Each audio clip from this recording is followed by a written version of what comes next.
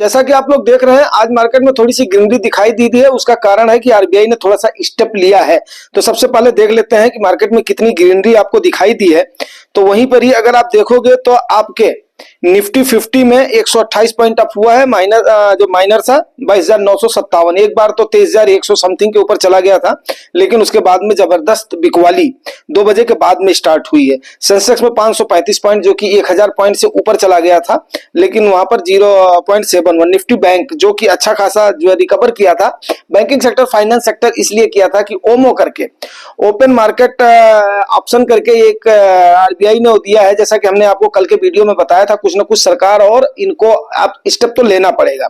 इसको थोड़ा सा मार्केट ने पचाने की कोशिश किया था, उसको अपना पॉजिटिव वे में लिया था, लेकिन उसके बाद में थोड़ी सी बिकवाली उस पर हावी रही है। तो जैसा कि हमने आपको बताया है कि रेजिस्टेंस इसीलिए बनता है कि ऊपर आप जाओगे तो वहां पर क्या होगा, आपका रेजिस्टेंस हो जाएगा, लोग वहां पर बिकवाली करेंगे, नीचे जाओगे तो वहां पर खरीदारी करेंगे।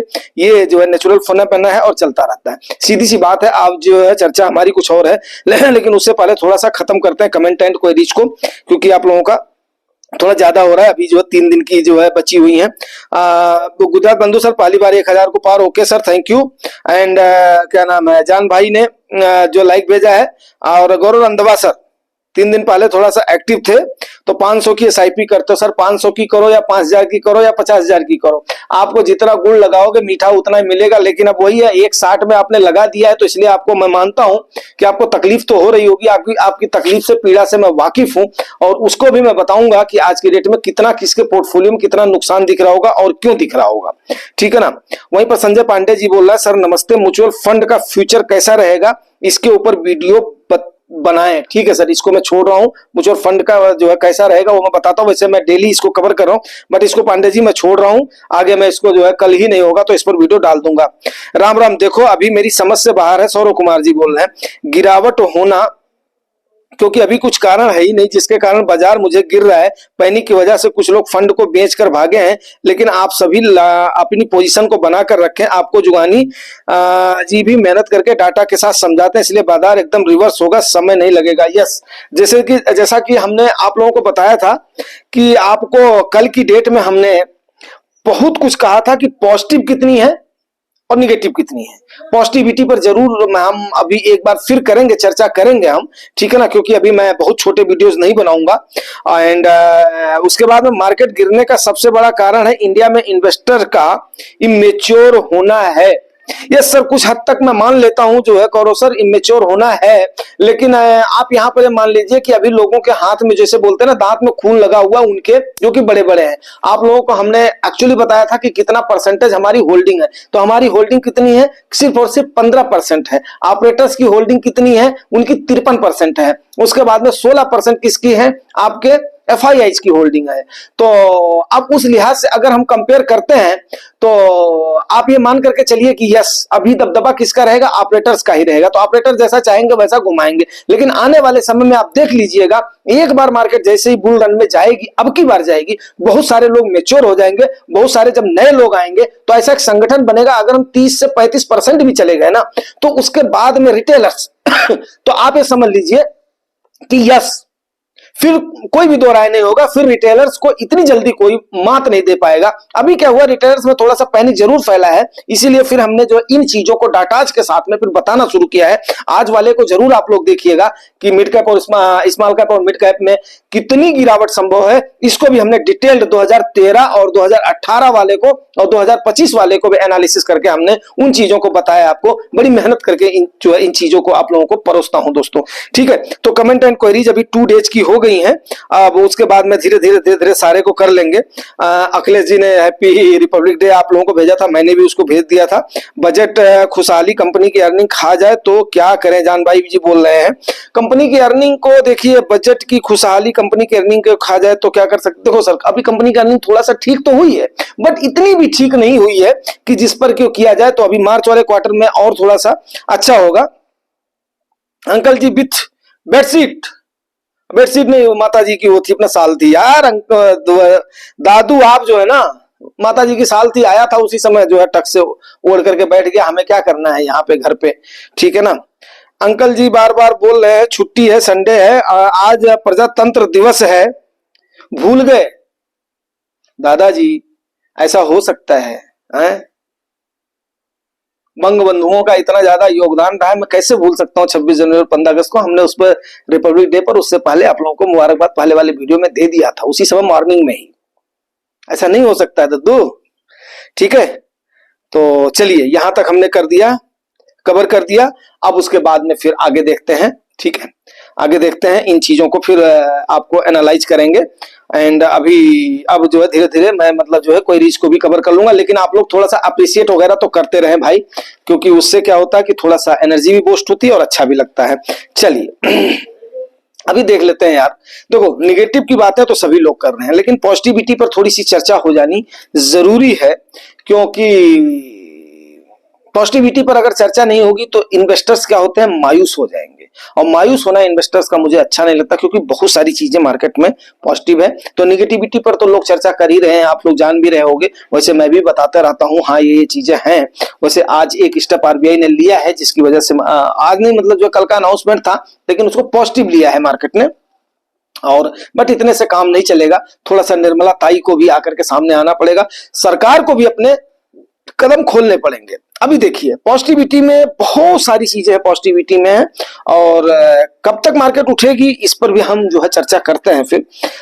ड्रिल बेबी ड्रिल, ठीक है, ड्रिल बेबी ड्रिल आपको पक्का मैंने किया था, उद्धृत किया था, लेकिन ये बहुत ही पॉजिटिव पॉइंट है इंडिया के लिए, आप लोग जानते हो, खास करके हमारे रुपीज के लिए, ठीक है, बहुत पॉजिटिव पॉइंट है, ये आपका जानना बहुत जरूरी है।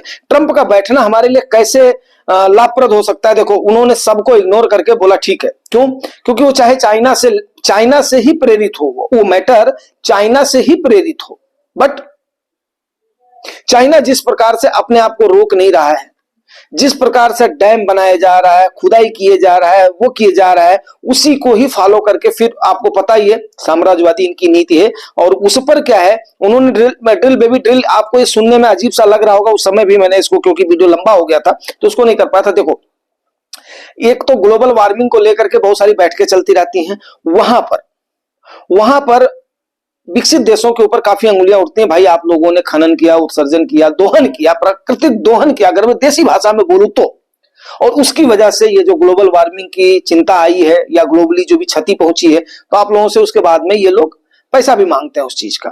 लेकिन अभी चाइना ने जितने कर्म किए हैं, अब मैं देखो भाई अपना भारतीय हूं, माघ महीना है, प्रयाग का स्नान चल रहा है, तो मैं अच्छे ही शब्द इस्तेमाल करूंगा, कुकर्म मैं क्यों बोलूं, कर्म ही बोलूंगा, जो कर्म उन्होंने किए हैं। तो अब इसको देख करके ड्रिल बेबी ड्रिल का ऑप्शन अपनाया है ट्रम्प चाचा ने, बोला हम भैया जितनी ड्रिलिंग हो सकेगी करेंगे और अपने पूरे तेल को कुओं को भरेंगे। पहली चीज तो ये हुई है। दूसरी चीज क्या है कि क्रूड ऑयल प्राइस जब तक ट्रम्प चाचा है तब तक कंट्रोल में रहेगा, ये आप नोट कर लीजिए। यहां तक कि सोना भी कंट्रोल में रहेगा, ये भी हमारे लिए पॉजिटिव पॉइंट है। अगर वो कंट्रोल में रहेगा तो हमारे फॉरेक्स रिजर्व ठीक ठाक रहेगा, और उसके बाद में रुपया हमारा थोड़ा ठीक रहेगा, क्योंकि जब जिस हिसाब से हम एक्सपेंडिचर अगर नहीं करेंगे तो उस हिसाब से इसको हमें पॉजिटिविटी में लेनी चाहिए। और लार्ज कैप आपका फेयरली वैल्यूड हो गया है, आप जान ही रहे हो। अभी स्मॉल कैप की बारी है, मिड कैप की बारी है, अभी आज भी पिटाई हुई है। इतना पॉजिटिव सेंटीमेंट होने के बाद में भी, जबकि लार्ज कैप में बैंकिंग में आपका रैली उठी है, लेकिन मिड कैप और स्मॉल कैप की आज की डेट में पिटाई हुई है। और रियलिटी मैंने आज थोड़ा सा चंक भी वो किया है, क्या नाम है, ये थोड़ा सा अपना टॉपअप भी किया है, ठीक है।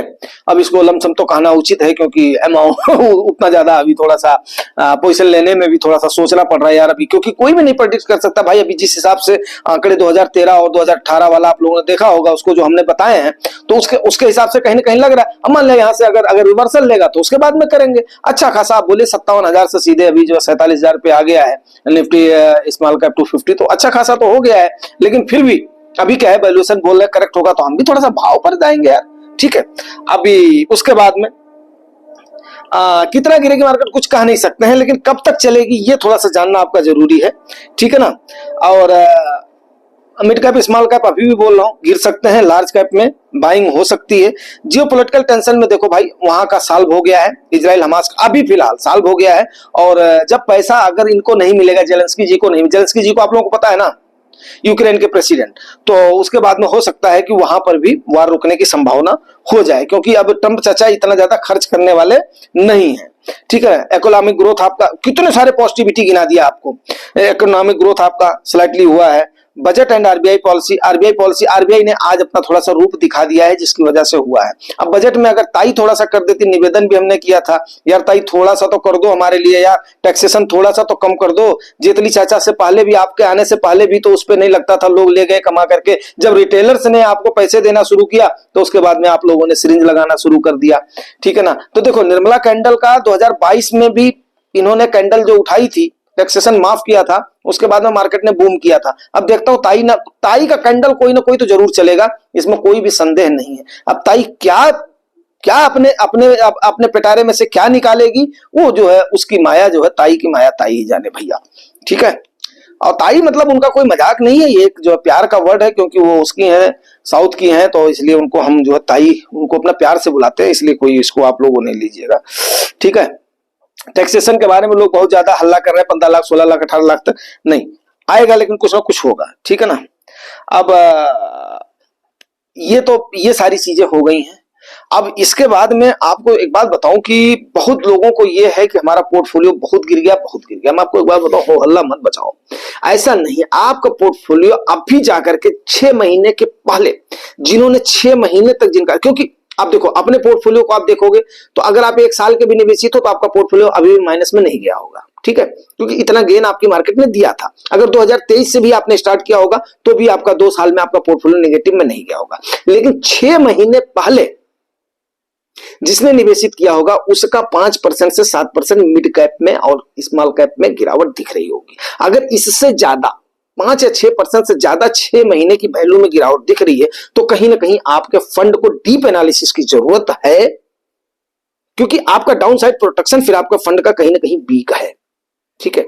तो मेरे मैक्सिमम फंडों को मैंने देखा है वो 6 महीने में 5 से 6% का दिखा रहे हैं, ठीक है। बेंचमार्क की मैं बात कर रहा हूं, अपने बेंचमार्क से इतने मतलब आपके फंड वहां पर डाउन है। मींस क्या है, अगर हमने 6 महीने या 7 महीने पहले जो पैसे हमने लगाए थे वो आज की डेट में अपने माइनस में चल रहे हैं, इसमें कोई भी संदेह नहीं है। लेकिन 1 साल के पहले भी अगर जिनके पैसे लगे हुए हैं वो भी पॉजिटिव में, 2 साल के पहले वाले तो हैं ही है, 3 साल के पहले वाले तो हैं ही है, 4 साल के पहले वाले तो अच्छे खासे प्रॉफिट में है, इसमें कोई भी संदेह नहीं है। तो अगर आप उसको देखोगे तो आपका ना के बराबर गिर। हाँ, ऑल टाइम हाई से आप देखोगे, उस दिन से आप देखोगे तो उस दिन के बाद में हमने भी तो स्टेप बाय स्टेप तो अपनी पोजीशन हम भी तो अपना बनाते जा रहे हैं ना। ऐसा तो नहीं है आप लोग नहीं बना रहे हो, लेकिन अब वही है कि अगर आपने एक साथ देखो, अगर आप बोल्ड हो गए तो आपको पवेलियन में बैठना ही पड़ेगा। अगर आप बैटिंग करने के काबिल हो, मेरी भाषा समझ रहे होंगे गुजरात बंधु सर, अच्छे से समझ रहे होंगे, अगर आप बैटिंग करने के काबिल हो तो आप टुक टुक भी करते रहोगे तो आप आउट नहीं होगे, कंप्लीट पारी खेलोगे और मैच तो आपको विन होना ही होना है। तो उम्मीद करता हूं यार आप लोग बात को समझ गए होंगे और यहीं पर ही इस सेशन को क्लोज करता हूं। और आप मान करके चलो जो आपने सब्जेक्ट देखा हुआ है ना, अगर आप उन चीजों को देखोगे जिस हिसाब से हमने आपको बताया हुआ है, अगर आपको एवरेज रिटर्न चाहिए तो आप फिर लार्ज कैप का और उसका ब्लू चिप का सहारा लेते रहो। अगर आपको अच्छा खासा 10-12 साल में अच्छा खासा चंक चाहिए, अमाउंट चाहिए, तो मिड कैप और स्मॉल कैप की तरफ से थोड़ा सा फोकस तो करना पड़ेगा। ये मैं अभी भी बोल रहा हूं, बढ़िया मौका आ रहा है। यस, सीआर आपका पोर्टफोलियो 10 से 12 साल में जरूर जनरेट करके दे देगा, जो आपको 15 सालों में देता ना, 10 साल में आपको उतनी ही लागत दे देगी। तो 5 साल का आपको मौका मिल गया है दोस्तों, जोर लगा दो जिस हिसाब से जैसे से जाता है, क्योंकि कोई नहीं कह सकता यार यहां से रिवर्स करेगी कितनी नीचे जाएगी। ये तो भैया मैं भी नहीं, क्या कोई भी कितना भी बड़ा पंडित अपने आप को बैठता हो उसको जो है बुला दो, किसी भी जो है चौराहे पर बुला दो, बस्ती से लेकर के लखनऊ तक उसको बोलो अयोध्या में आ जाए, उसको बोलो इलाहाबाद में आ जाए, मेरे से आकर के अपना डिबेट कर ले, कोई भी नहीं प्रेडिक्ट कर सकता है यार यहां से मार्केट अप हो जाएगी। यहां तक कि ऑपरेटर भी नहीं कर सकता, क्योंकि सिंगल ऑपरेटर के भरोसे पर मार्केट नहीं है और एक ऑपरेटर अपने गेम को दूसरे ऑपरेटर को कभी नहीं बताता है। तो हमारी बिसात क्या है। लेकिन हाँ, इतने सारे आंकड़े और तथ्यों के बाद में भी अगर हमारे आपके आंखें नहीं खुल रही हैं और हम फिर भी नहीं कर रहे हैं, हमें 5 साल पहले रिवर्स करने का मौका मिला है, यस, तो देखो दोस्तों, पीछे हटने का वो नहीं बनता है, लेकिन वही है, जोर उतना ही लगाना है जितना कि हम सस्टेन कर सकें, जितने से हमें पीड़ा ना हो, जितने से हमें तकलीफ ना हो। इसके साथ ही मैं इस सेशन को क्लोज करता हूं। मिलते हैं किसी और सेशन में। Thank you very much.